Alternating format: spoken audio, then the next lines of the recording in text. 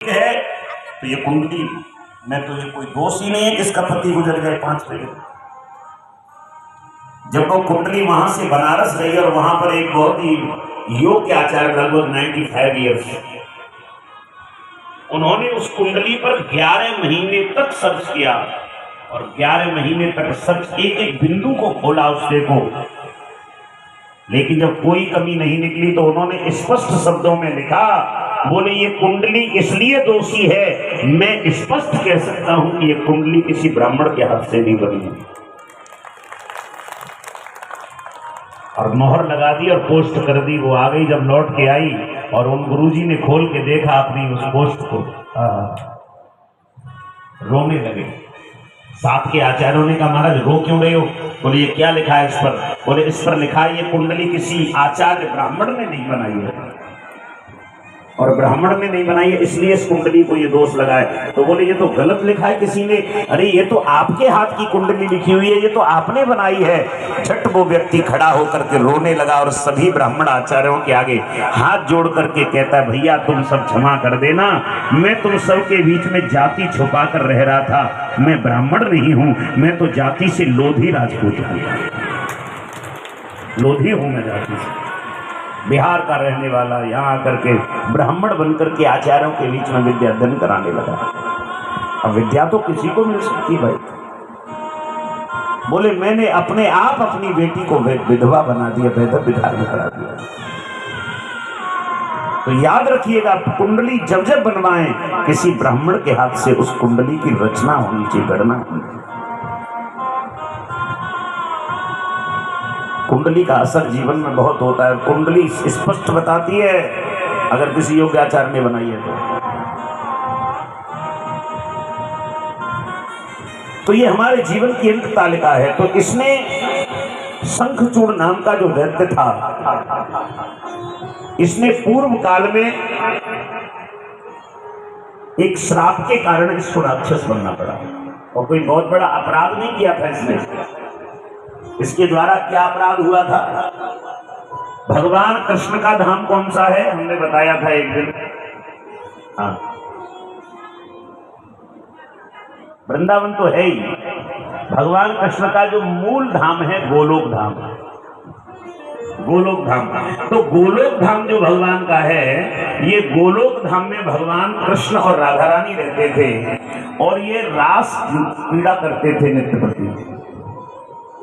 एक दिन क्या हुआ, यहाँ पर एक श्रीदामा नाम का, एक तो सुदामा थे एक श्रीदामा नाम का भगवान का सेवक था।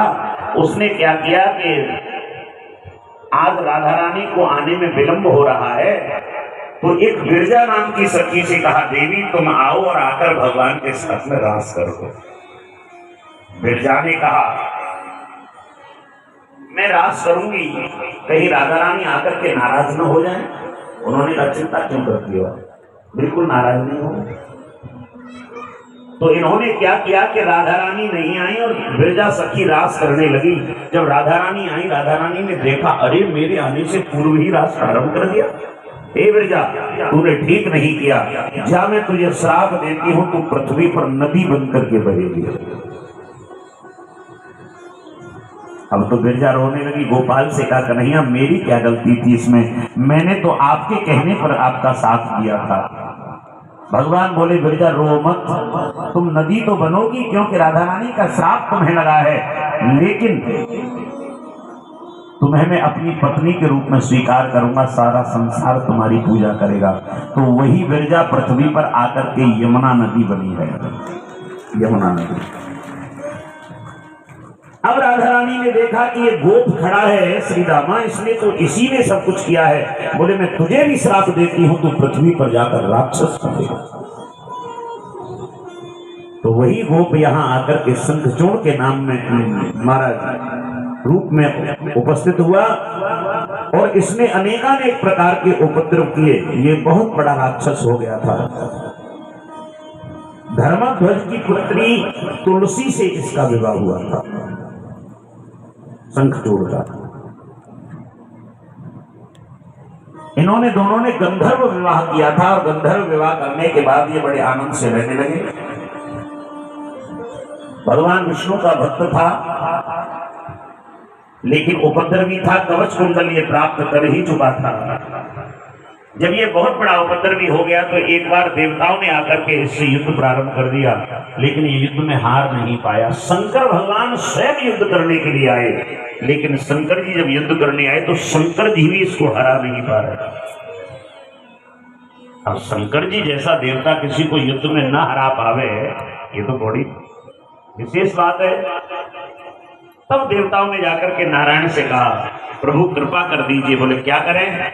बोले कैसे भी इस शंखचूर्ण का जीवन समाप्त करिए। तो उसी समय आकाशवाणी हुई कि शंखचूर्ण के पास में कवच और कुंडल है, जब तक ये कवच और कुंडल रहेंगे तब तक इसको कोई मार नहीं सकता। और इसकी जो पत्नी है वो पतिव्रता नारी है, उसका सत्यत्व अगर भंग कर दिया जाए तो इसकी प्राण ले सकते हैं। भगवान ने कहा ये कौन सी बड़ी बात है, कवच और कुंडल भी ले लेंगे और सत्यत्व को भी हम समाप्त कर देंगे। अब तो क्या था महाराज, भगवान एक ब्राह्मण का वेश बना करके गए। इधर आज जैसे ही ये युद्ध करने के लिए जा रहा है तो इसको अपशगुन होने लगा। पत्नी ने इनकार किया, आप मत जाइए। एक बात याद रखिएगा मेरे भाइयों, अगर आप घर से निकलें और कोई भी टोके कोई बात नहीं, लेकिन पत्नी अगर टोक दे के ठहर जाइए तो चाहे 10 मिनट ही सही रुक जाना चाहिए। उस समय हमें रुक जाना चाहिए, चाहे 10 मिनट बाद ही हमको जाना पड़े चले जाइए, लेकिन उस समय जरूर रुकिएगा। याद पत्नी ने कहा कि नाथ मुझे नहीं लगता कि आज आपका जाना उचित होगा, लेकिन कहा देवी ऐसी बात करती हो, ऐसी बात करती हो। और उस दिन संयोग से ही अपने कवच कुंडल भी धारण करके नहीं गए। इधर भगवान आए और भगवान ने आकर के, इधर तो ये युद्ध करने लगा शंकर जी से, इधर भगवान ने आकर के ब्राह्मण रूप में इसकी पत्नी से दान में ये कवच कुंडल मांगे। और कवच कुंडल जैसे मांगे और इसके शरीर का आलिंगन किया है भगवान ने, उसी समय क्या देखा कि इसके पति की एक भुजा कट गई और कट करके भुजा इसके सम्मुख आकर के गिरी। इसे लगा मेरे पति की भुजा काटने वाला कौन हो सकता है, और मेरे सत्सुत्व पर आंच आ रही है, मेरे हाथ को स्पर्श किया है, कौन है आप बता दीजिए, नहीं मैं श्राप दे दूंगी। भगवान नारायण अपने स्वरूप में आ गए, बोले आपने मेरे सत्सुत्व को भंग करने की चेष्टा की है, जाओ मैं तुम्हें श्राप देती हूं, तुम पृथ्वी पर पत्थर बन करके रहोगे। भगवान ने कहा आपने हमें अकारण श्राप दे दिया, ये राक्षस का वध नहीं होता अगर मैं ऐसा नहीं करता। मैं भी तुम्हें श्राप देता हूं, तुम भी पृथ्वी पर जड़ बन करके रहोगी। तो आज ये तुलसी यहाँ पृथ्वी पर आकर जड़ बनी है और भगवान सालग्राम के रूप में संसार में पूजे जाते हैं। सच्चे सालग्राम अगर तुम्हें कभी चाहिए तो कहाँ मिलते मालूम? आप कहोगे हमारे राजस्थान में पत्थर की कमी थोड़ी है, बढ़िया मशीन पे गोल मटोल बनवा लेंगे। ना जी ना, सच्चे सालग्राम मिलते हैं नेपाल के दामोदर कुंड में। नेपाल के दामोदर कुंड में ये आज भी ऐसी व्यवस्था है कि वहां आप जाइए और तुलसी की लकड़ी तोड़कर पत्ते सहित वहां डाल दीजिए, तो कहीं न कहीं से आपको सालग्राम सामने नजर आ जाएंगे, चिपक जाएंगे उससे।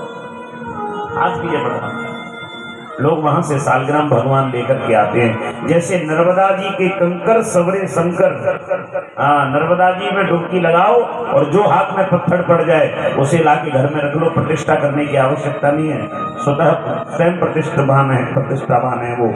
ऐसे ही दामोदर कुंड में जाइए और वहां से सालग्राम लाइए और अपने घर में रख करके उनका पूजन करिए। जिनके घर में नर्मदेश्वर और सालग्राम होते हैं उनके घर में कभी भूत प्रेत बाधा अला वला टला सब दूर चले जाते। याद रखिए, पत्नी यहाँ पतिव्रता नारी थी और पतिव्रता नारी ने श्राप दे दिया।